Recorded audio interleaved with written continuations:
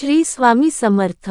कधी असं घडलं आहे का की तुम्ही खोल झोपेत असताना अचानक जाग आली आणि घड्याळ पाहिलं? ती वेळ होती पहाटे 3 वाजून काही मिनिटे. तुम्ही एकटे असता, घर शांत असतं, पण मनात मात्र एक हलकासा गोंधळ. का जाग आली? कोणीतरी हाक मारली का? की काहीतरी वेगळं होतंय?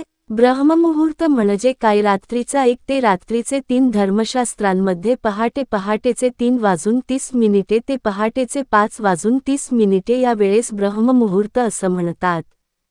ही वेळ आहे शुद्ध, शांत आणि आत्मिक जागृतीची. ऋषीमुनी ध्यान याच वेळी करतात. ही वेळ विचार करण्यासाठी सर्वात निर्मळ. या वेळेला केवळ शरीर नाही, तर आत्माही जागृत होतो. जर तुमचं जागणं सतत याच वेळेस होत असेल, तर ते केवळ अपघात नाही, हे एक दैवी संकेत असू शकतो. शारीरिक कारण रात्रीचे 3 ते पहाटेचे 5. वैज्ञानिक दृष्टिकोनातून सांगायचं झालं तर 3 ते 5 ही वेळ असते फुफ्फुसांचं कार्य वाढण्याची. शरीर सॉफ्ट रेस्ट मोडमध्ये जातं, डोकं अर्धवट जागं असतं. चिंता, तणाव किंवा अस्वस्थता असेल तर झोप उडते. पण लक्षात ठेवा, प्रत्येक वेळी कारण शरीराशी संबंधित असतंच असं नाही. आध्यात्मिक संकेत पहाटेचे 5 ते सकाळचे 8. खूप वेळा ही जाग येणं हे आत्मिक पातळीवरील इशारे असू शकतात. आत्मा तुमच्याशी बोलण्याचा प्रयत्न करतोय. देव किंवा गुरु तुमचं लक्ष वेधत आहेत. एखादी ऊर्जा तुमच्या आयुष्यात काहीतरी बदल घडवू पाहते. ही वेळ असते सत्य, शांतता आणि संकेतांचं दार उघडणारी. स्वप्न आणि संकेत सकाळचे 8 ते सकाळचे 10. तुम्ही पाहिलंय का? या वेळेत येणारी स्वप्न स्पष्ट आणि गूढ असतात. कोणीतरी बोलतंय, काही प्रसंग दिसतात, पूर्वज, गुरु किंवा एखादी दिव्य आकृती काहीतरी सांगत असतं. त्याकडे दुर्लक्ष करू नका.